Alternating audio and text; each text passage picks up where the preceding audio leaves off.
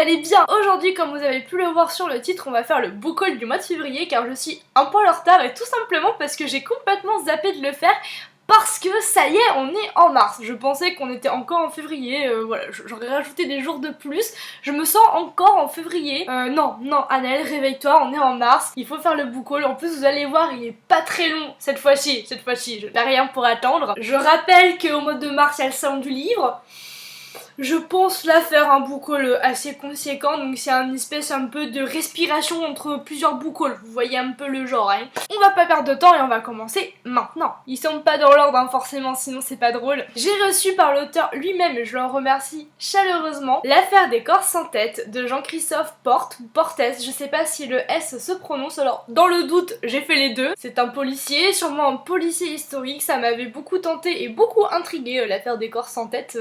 Voilà, j'ai voulu savoir quelle était donc cette affaire et je trouve ça rigolo des corps sans tête. La fille qui est pas bizarre du tout, hein, non pas du tout. Je pense qu'au vu de la couverture que je vous rapproche, ça va être historique et ça me plaît d'autant plus. Enfin, j'ai cru comprendre, mais après comme vous me connaissez un peu, j'aime pas trop regarder ce qui se passe derrière, quoique aussi je vois 1791, donc oui ça va être clairement historique, bravo. Par conséquent ça m'intéresse d'autant plus, je n'ai à ce jour, en tout cas le jour où je vous tourne cette vidéo, je ne l'ai pas encore lu parce que j'ai été pas retardée dans cette lecture en particulier dans le sens où j'ai été retardée par des impératifs d'ordre professionnel qui ont fait que pour le moment je ne l'ai pas encore débuté. Va falloir le lire rapidement. On va essayer. J'ai oublié de citer la maison d'édition et sans faire de jeu de mots c'est City Édition.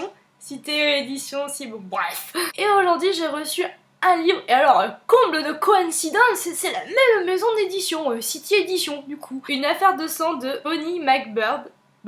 Moi l'anglais toujours, moi la prononciation toujours. C'est une affaire de Sherlock Holmes et je suis fan de ce personnage. J'ai absolument pas tout lu mais du coup ça m'a intéressée. Voilà, j'ai vu Sherlock Holmes, j'ai pas réfléchi 40 000 secondes. Je sais pas si c'est possible en termes de temps de réfléchir 40 000 secondes. Mais bon, je pense que vous avez compris un peu l'idée du fait que je me suis jetée dessus. En même temps c'est la base en policier. Apparemment mon petit Sherlock il va se promener à Paris. On va voir ce que ça va donner cette enquête mais je la sens bien. J'ai reçu mais cette fois-ci par ma maman qui m'a fait un très beau cadeau. Simplement je t'aime, maman. Maman, merci. C'était l'instant bisounours. Journal d'un vampire en pyjama de Mathias Malzieu. Édition Albin Michel. Et déjà, je le trouve assez joli. Je vous le rapproche, je vous le fais passer. Genre, vous imaginez qu'il défile tel un mannequin. Inutile de vous dire que je suis absolument fan de cet auteur. Un de mes livres préférés, c'est quand même La mécanique du cœur de Mathias Malzieu. Que je vous recommande chaleureusement, que je vous recommande puissant. Moi, ça fait partie des livres que je suis obligée d'emmener avec moi, que je relis, qui me font du bien, voilà, c'est un de mes coups de cœur, donc forcément il en a sorti un nouveau et je suis super contente en fait de l'avoir.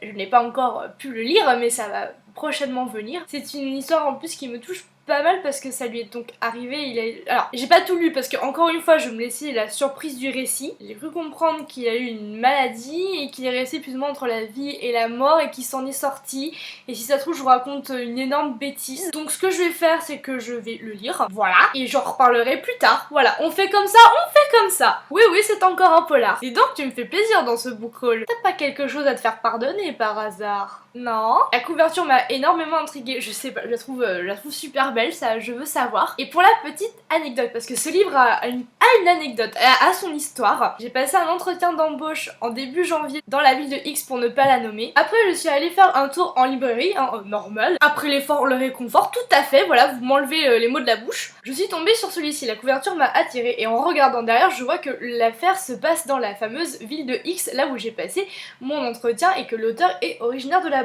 Et je me suis dit, coïncidence, c'est un signe. Si je suis prise, je l'achète. Et si je suis pas prise, je l'achète pas tout de suite, mais je l'achèterai après quand même. Il faut pas déconner, il faut aussi que je me console. J'ai été prise, j'ai déménagé, tout ça. Bon, ça, je vous l'ai déjà dit dans un pause raté. Du coup, bah, je l'ai acheté. Forcément, vu que c'était un signe, c'était un peu genre, ah, bah, si je suis prise, je l'achète. J'ai tenu parole, je l'ai acheté. Jacques Sausset, Le Loupin, édition Toucan Noir. J'ai un peu vu d'ailleurs sur les réseaux sociaux qui, de temps en temps, comme ça, des blogs qui l'avaient chroniqué, qui l'avaient mis en coup de cœur.